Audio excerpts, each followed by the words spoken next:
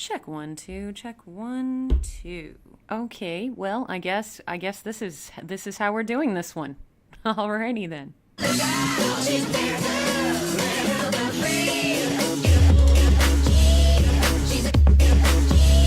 Hello everyone, Anita here, and today my face is not going to be on the screen, which is good, trust me, because you don't want to see my face on the screen, because I look like an actual tomato. Yep, an actual tomato.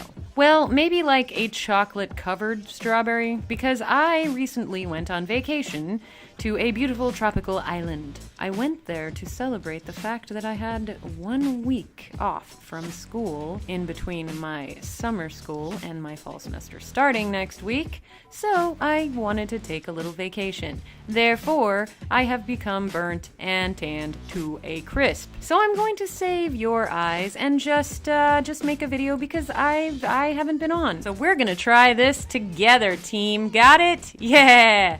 Alright, since we're talking about traveling, I keep getting these emails. I don't know if you get them, but I keep getting them. And they're just like, guides to this, top 10 of that, blah, blah, blah, blah, blah. And you know, believe it or not, I read a bunch of them and some of them are actually entertaining. So, I'm gonna read the ones that I actually like with you. I love sitting on an airplane and being extorted for everything I've got in my pocket for blankets, pillows, food, baggage. Depending on what airline you fly, of course. Why are you charging me for taking my own belongings to my final destination? What is that, even? That's not cool. You know, you're making me, like, pay for my stuff again.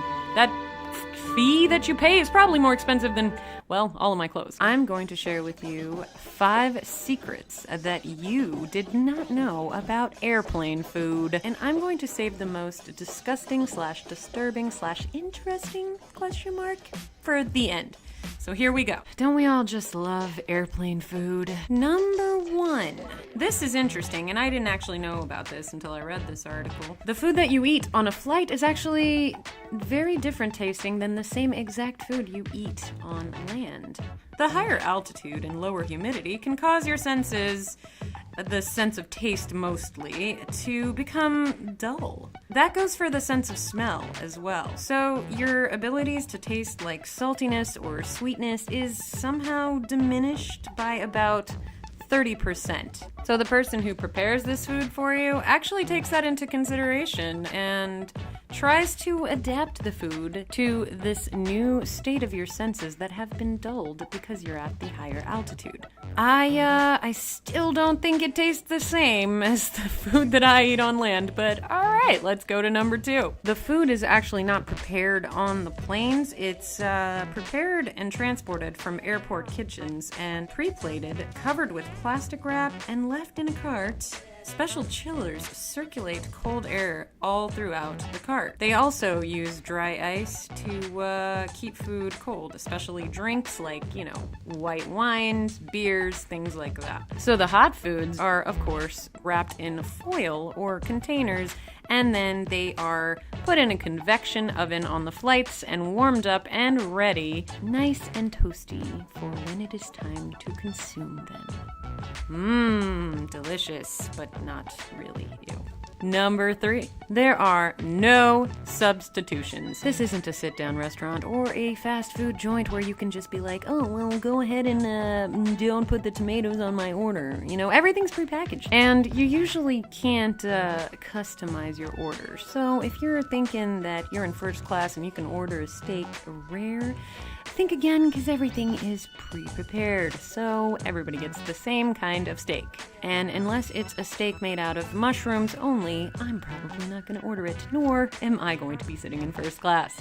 But there you have it. And number 4, I thought was pretty interesting. It is the fact that you are at a higher altitude, meaning a lower pressure in the cabin, and therefore less oxygen in the air because of the low humidity. This can actually cause you to have some dehydration issues, so you do want to keep hydrated. And in these circumstances, many people do get this effect called hypoxia, which is actually a state where your blood and your body are not receiving enough oxygen needed to function in the normal way. It is recommended for you to keep your fluid intake going, which is why they probably offer you so much water on long flights and other sort of beverages. With this in mind, alcohol will also have a greater effect on you.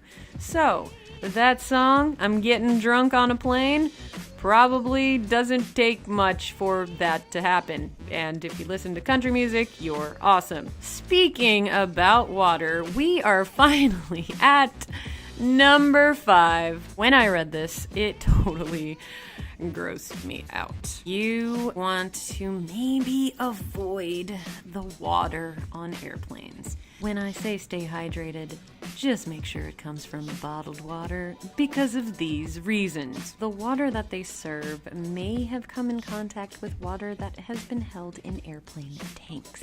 And why is that gross, you may ask? Because those tanks can only be cleaned with chemicals over a period of time. And this article mentions that the access is expensive and even hard, especially if E. coli or some other serious pathogen is detected. Airplanes don't usually serve coffee or teas in these cases, so when you see them serving bottled water and such, it's probably because they're trying to keep you from being poisoned from something such as E. coli.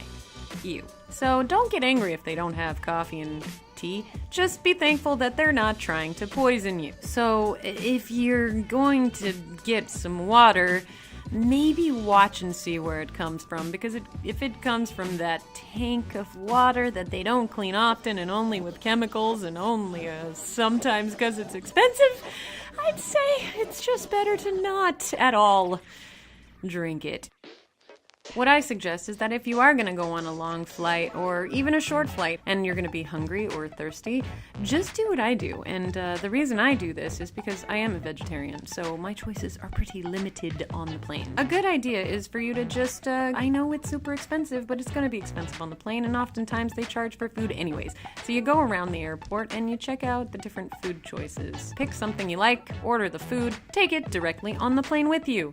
They will not stop you as long as you ordered the food after passing through the security area. This article is by John W. Roper. If you're interested in more information about any of this, then you can check out that link down below. That's gonna do it for this video. If you like this video, give it a big thumbs up. Make sure you hit that notification bell and subscribe to the channel, because if you do, a legendary Pokemon will appear in your living room. Articuno, Zapdos, or Moltres. I'm not sure which one, but they will appear. I promise you that will happen because Leafy told me so.